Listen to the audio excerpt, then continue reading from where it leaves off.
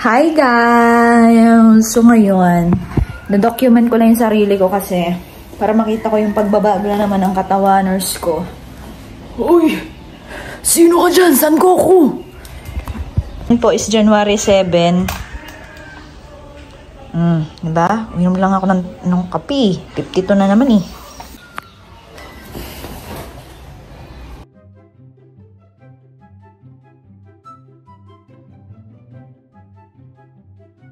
Ito yung kadalasang kinakain ko kapag diet ako talaga, and depende talaga sa coach ko. Ang coach ko kasi is from Iron Fitness, Bautista, Pangasinan. So, yes.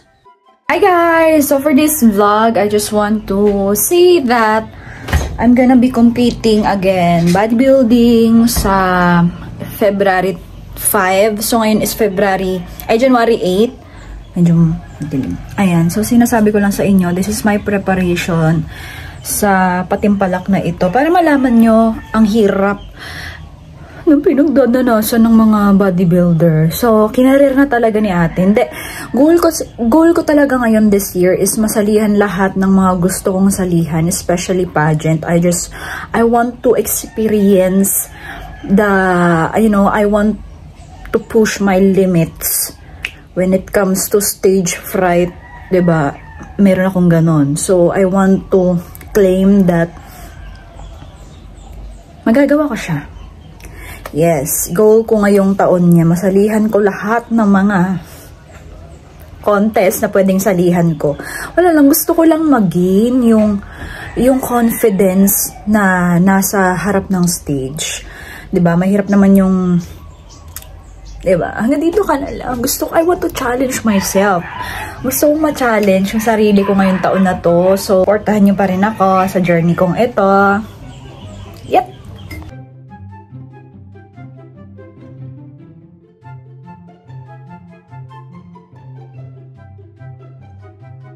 Okay guys, I just want to clarify lang kasi kung bakit gusto ko na namang sumali ng bodybuilding. Kasi nga, sasali ako ngayon ng pageant. Mga April na siguro yun. So, gusto kong ma-boost yung confidence ko dito sa pagba-bodybuilding ko. Yes, para ma-boost yung confidence kong rumampa sa stage. Kasi magkaiba naman yung bodybuilding sa pageant. So, after kong mag-contest into bodybuilding, mag-switch ako into pageant. Oo, talagang gagalingan ko na talaga ngayong taon na to. Huy, masyadong masipag. Oo, be. Bahala na dyan. Basta ako is, gusto ko lang talaga ma-achieve yung mga pangarap kong rumampa-rampa. So, ito na ang ating mga ramparurot. Diet is real talaga ngayon. Oo, huwag kayong magreklamo dyan kung balat na naman ako. Pero ganoon talaga, be. Ganoon talaga ang mag-diet ngayon. Kasi cutting na ako. 1 month lang ang aking preparation. Talagang kakasabi lang, o sige na nga, onting isip lang ng isipan ko. Sige na nga po, coach. Sasali na ako sa bodybuilding bikini na naman. Wala talaga akong magagawa dun. Talagang gusto ko eh. Hindi, gusto ko kasi yung parang may ginagawa ako, may goal ako ngayong taon. 'Di ba? Para simula pa lang, pasabog na. 'Di ba? Ganun. Guys, so puro bangus na naman tayo, tas itlog, exercise. Doon na umiikot yung mundo ko nito. Nito talaga, tapos medyo mamahalin pa yung mantika natin. Ganun talaga, bi. Siyempre, healthy tayo ngayon. Pati itong sibuyas na ito para namang others. Oh, 'di ba? Ganyan lang. Ano mo lang, nagigisa pero wala namang mantika, be. Ano ba 'yan?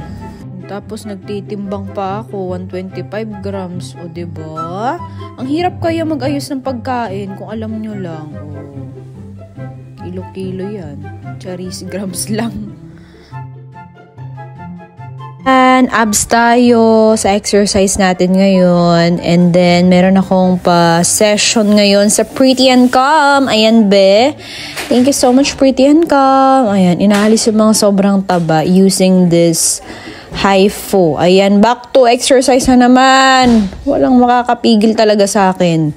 For the puwit na itis. Okay, guys. So, matatapos na yung 1 week, 1 week cutting.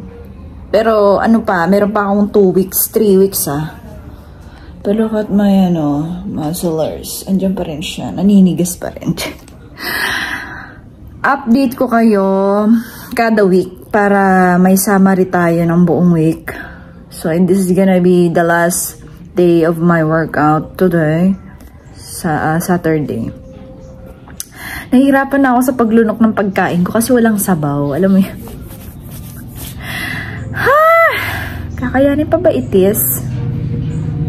Hindi na ako nakaka-makeup, guys. Wala ako na mag-makeup. Pinapahilom ko lang tong mga acnes ko kasi nagkaroon ako. Pag gano'n, tumahimik ka muna. Huwag ka muna dararat ng rarat. Baka lalalayan. Problema muna naman. Guys, this is my first week update ng naka-diet at nag-exercise. Ayan, tuloy pa rin ang laban, be. Ayan, glutes, legs. Ayan, si Coach Jen, Lou Jen. Ayan. Be, sabi ko nga sa inyo, habang nag-training ako sa gym, nagpa-practice na rin ako rumampa sa pageant kasi next month na siya. Ayan, last day na ng aking workout. Tuloy pa rin ang laban. Push!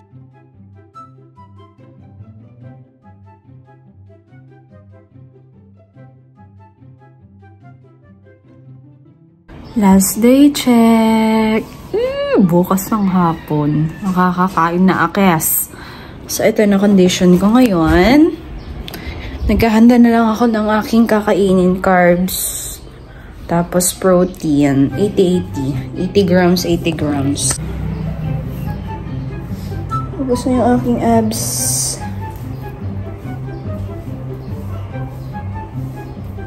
Ayan, yung aking muscles.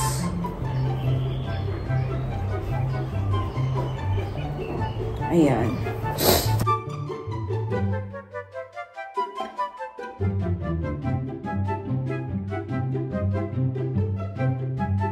Ang handa namin. Blueberry cheesecake. Made by my sisterette. Ayan, hahatiin ko na. Ito. Ayan. So, babaunin ko yung kabila. Yung kabila naman may iwan dito kasi ito pala yung mga baon ko. Merong kamote, in-air-fry ko na. Ito. Rice with chicken. Ayan siya, be. Ang unti lang. Ilagay-lagay ko na dito para wala nang ayos-ayos. So, ito na nga. Ayan. Ganito lang. Bala na kung anong hati ko. Ay, so magka-carb up na ako. Ang carb up kasi, be, yung kakain ka ng carbs para lumaki ka naman kasi natuyot ka na, 'di ba? So kailangan na ng muscle ng carbs. So ito yung mga pinagkakain ko, be. Oo, no, ang ganda. Kakain ka pero wala kang tubig, be. O, 'di ba? Yan na ang sakripisyo namin. Ito na ang paghihirap pero worth it naman lahat ng paghihirap mo. Ayan, kita nyo yung veins ko. Kitang-kita na. Nasa Ilocos Sur kami, be. Vegan. Ayan, thank you so much po sa accommodation namin. Di nagalaw yung swimming pool. O, diba? Hagardo na. Ayan, sa vegan po ito, ha. Ang ganda dito, be. I love vegan. Ilocos Sur. Ayan, magpaparegister na kami. Ayan, pinapakita ko lang sa inyo. O, bonggalicious ang kanilang stadium. Ayan, registration and Hagardo. Ito na, before the competition, kasi gabi yun, pinapakain ako ng ketchup na, with rice. Bawal kasi magkanin. Carb up, ayan, para lumaki pa lalo yung muscle. Ayan, pinagkakain ko dyan. Sarap! Oh, yummy! Ngayon ko lang na-experience to ngayon, ha. Okay, guys, ito na. Magme-makeup na ako. Ayan, pinaka-favorite part ko talaga to sa bodybuilding. Yung ayusin ko yung sarili ko. Of course. Ayan, I'm so excited, guys. Ganito yung mga pinaggagawa ko. Actually, guys, mas maganda yung makeup ko ngayon kaysa dun sa una kong competition sa bodybuilding. Kasi first of all noon, Hagardo ako. Wala akong kaalam-alam sa pwedeng mangyari. Ngayon, medyo may alam na ako. Tignan nyo na lang kung ano yung ginagawa ko dito. Syempre, concealer, mga ganyan. And of course, nagbaon ako ng bronzer ko kasi maitim yung katawan ko dito, be. Pipintura na naman ako ng tanning or, tanning? basta pampa-bronze or pampaitim ng katawan kasi para makita yung cuts ng muscle be. Mas maganda kasi kung medyo shiny shimmering ka, yung ililitsyon na yung itsura mo. Ganun ang ng epekto nun.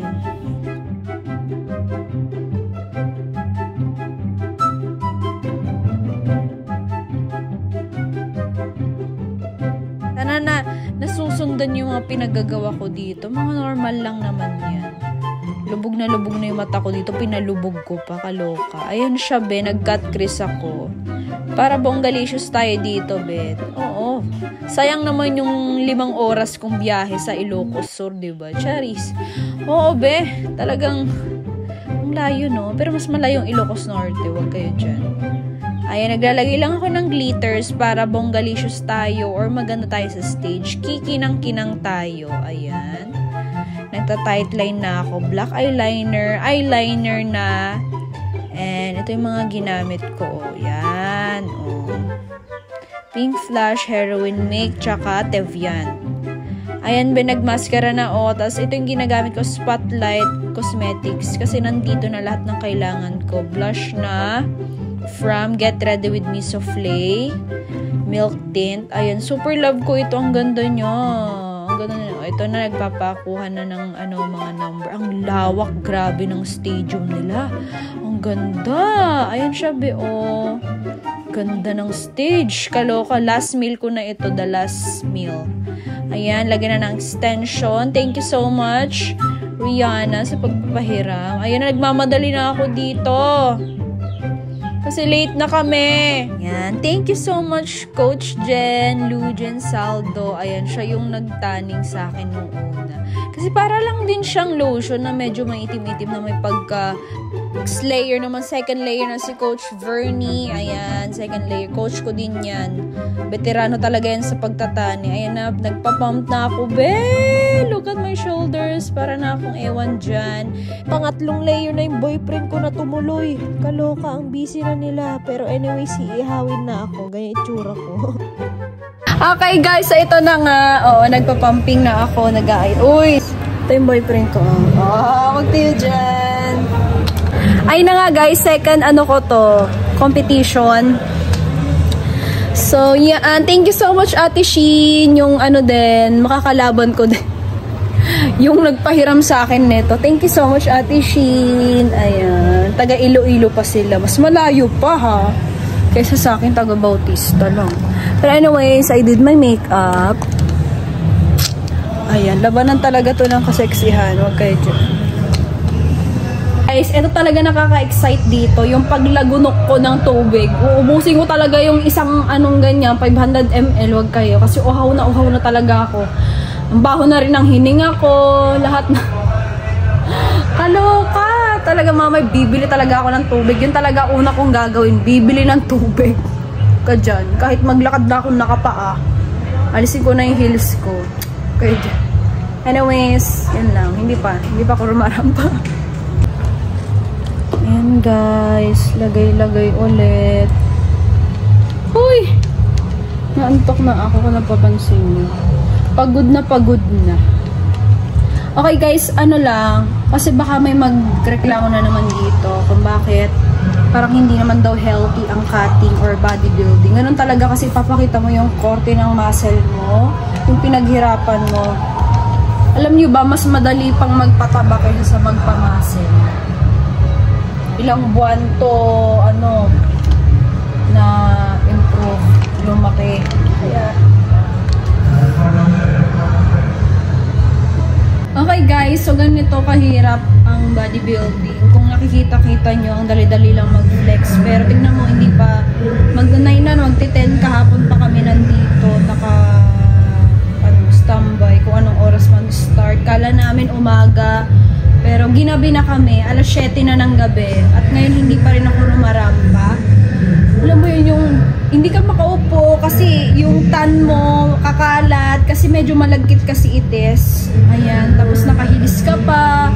So, dapat pag magpa-practice kang ganyan, kailangan naka-roll itong ginagamit. Ang pintura. Ayan. Pero ito talaga pang to, pang katawan talaga, tanning talaga to. Para pumantay kasi once na hinawakan mo yan, maaalis. So, kailangan talaga lagyan mo. Ayan, ilang oras na ako walang tubig.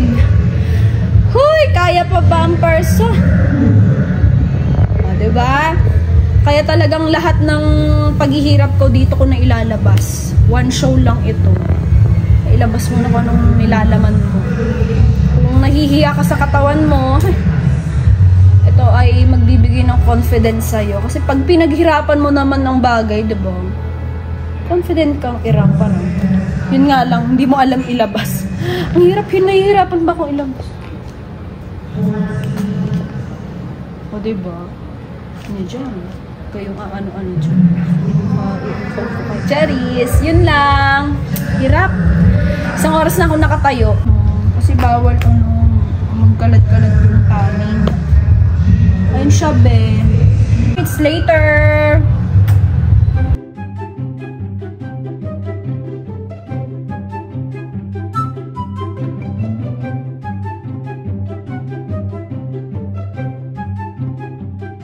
Sasabak na tayo sa laban, be. For the go na talaga to. Ayan. Ayan na, rarampa na siya. Oh. Oh. Oh. Oh. Oh. Sino ka dyan? Oh. Oh. Ayan na, pinagkaguluhan na, dinumog na mga kaibigan. Ayan, oh. Ate, hindi po ako nanalo. First runner-up lang po ako. Kaloka, ayan. Kasi yung host kasi, sinabi ko, wag nang sabihin yung subscriber ko, yung host. Ay, hindi, be, sabihin ko talaga. Ayan tuloy, pinagkaguluhan. Kaloka, sabi ko, wag nyo na pong sabihin. Ayan, tingnan mo, ayan, yung coach kong isa sumali din. Ayan, Diyos ko, inano na kami ng mga dito, ng mga security team. Hinarang na sila, kaloka kayo. Ayan, oo. Sige.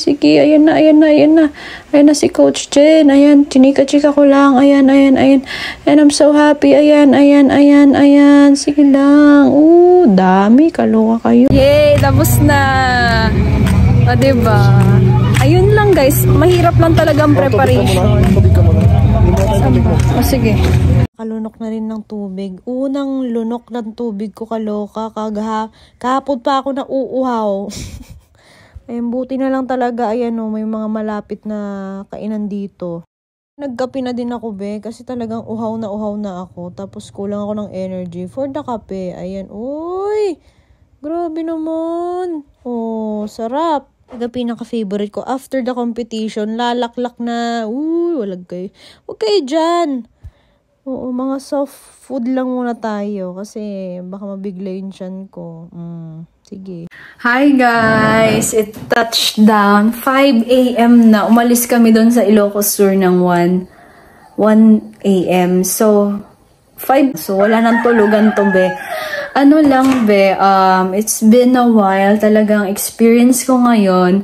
I feel so empowered. I feel so confident nung nasa stage ako. Yun lang, medyo kinabahan ako kasi syempre veterana yung mga kasama ko talaga. Baguhan yung iba, pero at the same time, 'di ba? Hindi, yun nga sabi ni Miss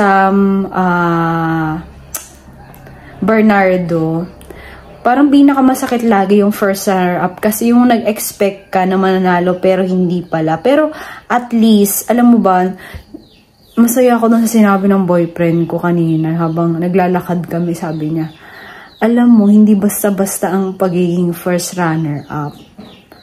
Ibig sabihin nun, magaling ka na kasi lagi kang nakasunod sa winner. Diba? At least, diba? I'm so happy na meron akong mga ganitong i-share sa inyo ng mga experience ko. Let me know, guys, yung yung mga nag-improve sa akin. Kasi last year, first timer, ngayon second timer na, first runner-up pa rin. Pero I'm so happy, at least, diba, nanalo tayo. Thank you so much, guys, for the support sa aking fitness journey. And dahil dito, nagkaroon ako ng confidence na mas mahalin pa at maging inspirational itong aking journey para sa inyo na maging fitness, maging